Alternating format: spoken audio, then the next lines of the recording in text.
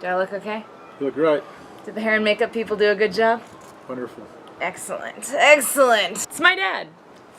Hi. Oh boy, if that's the volume we're working at, this is gonna be real bad. Where's my mic? Yeah, okay, listen, we might have a hair and makeup team, but we don't have a sound station yet at Anna's workshop over here. My papa is visiting me in LA. You know, Dad, I've had a lot in my mind lately about how you raised me and everything like that, and I think the world needs to know all the secrets to raising the most perfect daughter in the world. What do you think? Sounds like a plan. You hate this so much. I did. Oh, my dad has just thought of a genius idea. I'm going to be recording audio separately on the phone just in case. So if this sounds different than the first part, that's why. We're not going to start over?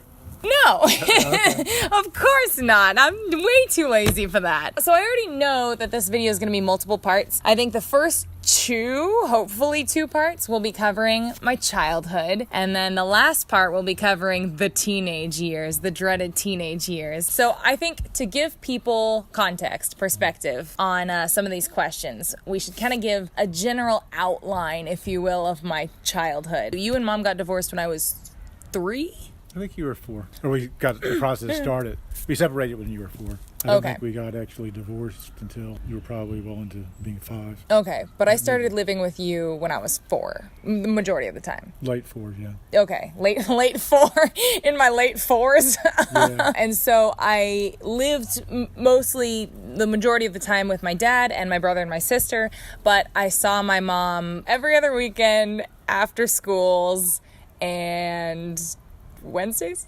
And Wednesdays. And I Wednesdays. think I got Wednesdays off. So I would say I was raised by both my parents. I lived mostly with my dad though, and my siblings. I have a brother and a sister who I lived with. And I had all the freedom in the world, like ever. I was a pretty free kid. I had a few neighbors who I was friends with, and we could just kind of like roam the neighborhood alone until whenever, really. Yeah. There were not really time restrictions or rules or much. You caught the very tail end of an era. Yes. It kept me out of trouble, I think, because it formed this like mutual respect kind of thing where like you trusted me to not get in trouble and I respected you and didn't get in trouble. It's probably also where I got my self-criticalness from, because my punishment growing up was I would just feel guilty if I ever did anything wrong. So I remember one time, it was either you or John Eric. I think it might have been John Eric, but it could have been you, that complained about me punishing them for something. I had done nothing. Well, you looked at me. I just looked at him, and that's punishment. I was never grounded either. Grounding wasn't a thing. No. You didn't really do that much to get in trouble, so. There you go. I was an angel. What can I say? Let's jump into the questions then. Dad. Yes. How did you feel the first time I went to school? Were you sad? Were you like, sweet, free time? Well, remember, I am a night owl and not an early bird. True. So it was not all that emotional. It was just crap, I gotta get up at 6 early. a.m. and get you to the bus stop. How did I feel? Was I excited for school, or did I have like separation anxiety? I don't remember. I don't think there was ever like a first day of school anxiety. I think you started taking the bus from the start, and it was like there was always this whole crowd of moms that would stand at the bus corner waiting for the bus. And I kind of make sure you got to the street and sort of blended in with a bevy of moms. And then I go back to sleep. Yeah. And then eventually you stopped coming to the bus stop, and you're just like, you can go. The first time you dropped me off at preschool, did you cry? No. Okay. There was a period in kindergarten, I think, where Mom shaved my hair off to like a buzz cut. What did you say when I came home with my hair shaven? WTF, I guess. I don't remember what I said. I remember being pretty astonished. Yeah. And very unhappy. He was not contacted to be No. for a request to have my hair shaven off. I just came home with it all shaven off. So I imagine that was pretty traumatic for you. Well, I'm you sitting didn't on do the it by wrong yourself. side. Your mom did it. Dad, can we switch sides? Sure. My left side's my good side. Do you remember a reason that was given for why my hair had been shaven off? Your mom said you wanted your hair shaven, and so you did it. It was basically what you wanted. Well, okay. So I'm not sure why you wanted it, but that's what you wanted. So that's what your mom, for some reason, didn't say no. This is something that Mom and I are at odds about, because how I remember it, like, listen, Mom, don't come for me. Don't at me, Mom. I'm just going to tell my side of the story. How I remember it is that Mom had a buzz cut already. And I seem to remember she wanted me to get a buzz cut. And I was like, no. And then she just wore me down. Like, she finally convinced me to where I was like, okay. She's like, you want to brush your hair? You want to, like, she talked me into it. Okay. Well, since I wasn't there for I that, know. I can't say. I don't know.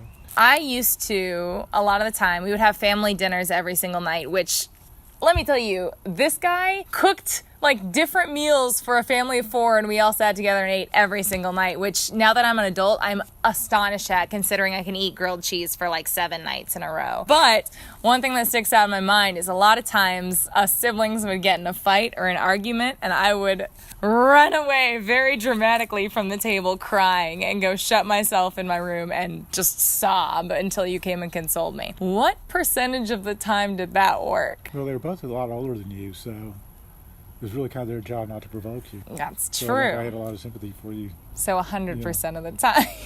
Sure. I mean, Emily was almost 10 years older than you, so it wasn't really fair of her to get in arguments with you. Yeah, Emily. So we talked about me having a bunch of childhood friends around the neighborhood. The ones right next door were my best friends for like a lot of my life growing up. It was 2 boys who were about my age. One was a year older than me, and then the other was a couple years older than me. Were you ever worried when I stayed out with them so late? Alternative to that, were you ever worried that we might have had some romantic thing going on? No. No, you were just No. like their kids? Yeah, I was happy that you were out playing and having a good time, being outdoors and doing active things and having friends, and I didn't really care about their gender.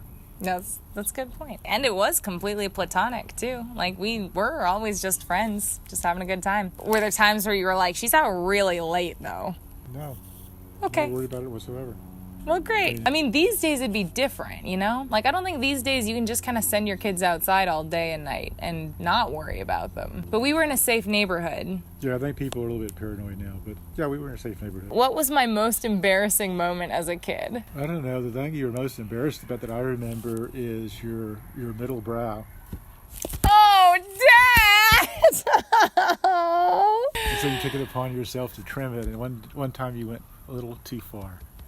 I had conveniently blocked that out of my memory, and I'm really regretting asking that question. As a kid, before I learned about tweezers and the art of plucking, I had a shaver, an eyebrow shaver, like a electric one. And that is when I shaved all of my eyebrows off in a fit of rage one day. What'd you think about that one? You're still happy. That is not how you reacted. Come on. I wasn't angry. I was just kind of sympathetic for you. I felt bad for you. Hey, But me and my brows have a great It was kind of hard not to relationship. laugh, but I think I managed. I was laughing on the inside, though. Now me and my eyebrows have a great relationship. I love these little caterpillars, and they're fine. But listen, I don't think many people like fully understand my struggle, because they're like, what, thick eyebrows are so in. Yeah, they're in now. Like, they were not hip or popular or cute back in the 90s. Like, pencil thin friggin' Jennifer Aniston eyebrows were in. So it was embarrassing having thick eyebrows. And now I'm like, yeah, catch up, society. Anyway, yeah, you know what? I'll give you that as my most embarrassing moment. That's bad. What was a junk food that I loved that you hated buying me? We kept generally... I remember you being such a healthy eater that I can't think of anything offhand that you like that. We generally kept actually a very healthy stock of snacks and stuff, and I didn't really complain because that was what I knew. You had your food peculiarities, but they were all healthy ones. Like, your standard lunch was a hard-boiled egg. Yeah. And I'd put a little package of salt. And then a whole tomato that I ate like an apple. Exactly. Man, I was a weird kid. I did like Gushers, though. I'm not an alien. I loved Gushers. We just didn't keep them, and I didn't really ask for them, I don't think. Did you ever try to talk to me about periods? I might have just asked if you knew about it. I don't know. Okay. I simply don't remember. I think Mom talked to me about it. It certainly wasn't anything I was embarrassed about. I remember that. It was just... It didn't come up. Were you ever worried that I watched too much TV or played too many video games? I don't think so. I just remember the video games, a lot of what you guys would do, you sit side by side and kind of share the game or talk about it, so it wasn't totally antisocial like it seems to be sometimes now. See, it's all about balance, you know? I was going outside and playing, but then there were also times where I liked to play some video games. What's the angriest you've ever been at one of my teachers or counselors? I don't remember any problems at Spicewood. I mean, there was the pick fair incident. Was that in my teenage years? I think that was your teenage years. Okay. That's the one that I was thinking of, actually. We could tell that one instead, because I would have been I think I was a young teenager at least, like preteens. You were probably 12. I got in trouble for saying jackass. I got in trouble for calling my counselor a jackass. There was context to it, though. We were watching a Bugs Bunny cartoon, and one of the characters ran off the ledge of a cliff, turned into a donkey, like those old-timey cartoons, and that said jackass, and then fell down. One kid was like, oh my gosh, that's such a bad word. And I was like, it means donkey. And then later in the van, they were still talking about it or something, and I was like, yeah, I mean, it just means donkey. Do you want me to call someone a jackass? And they were like, yeah. So I was like, Aubrey's a jackass. This counselor was also really mean to me. Like, he wasn't nice. He was really a jerk, so I kind of meant it, but mostly I was just like, it means donkey. It's not that bad. And they called my dad into the office for that one. Yeah, I talked to the senior counselor, and she told me about it, and all I could do was repress my smirk and not roll my eyes. And Yeah. just say, yes, ma'am, I'll talk to her. And then I remember going out to the car and saying, did he deserve it? Yeah, I said yes. Then you were like, then you speak your mind, honey. Along the same lines, do you remember the first time I swore? I don't remember you cursing a lot until you started going to St. Edward's. In college? Yes. Oh, I was swearing way before that. Way before that. I know, but I don't remember you being particularly constant swearer. No, I didn't swear constantly. I mean, I said jackass when I was a preteen. Yeah. Oh, I'm sorry. Do you have more important things to do? But I guess I didn't do it around you that much, so that's good. I wasn't the wash your mouth out with soap kind of parent. Yeah. If I was, I probably would remember, but... I kind of remember going to a camp that I only went to once, because I don't remember going to it again, and swearing, and someone being like, just so you know, like, other kids' parents are not okay with swearing, so try to, like, keep that to a minimum. I don't know if you said, someone told me that, and that would make sense if it was a parent of mine. Well, I was about to say that's probably what I would have said, as opposed to getting all upset about it. Well, that's half the questions. Mm-hmm. That means it's the end of part 1. I have short answers. No, you're good. You're giving great answers. You're doing really well. Be sure to check out part 2. It'll be up before too long. We'll say goodbye for those of you who are poosing out on part 2 and just leaving. Part 2 will be better. It'll be even better. You should wait for the questions. Wait till you hear the questions I have in part 2. Oh boy. We'll see you in the next one. Subscribe. You want to do my signature sign off? It goes like this. Oh, you already knew it. All right. Awesome, dude.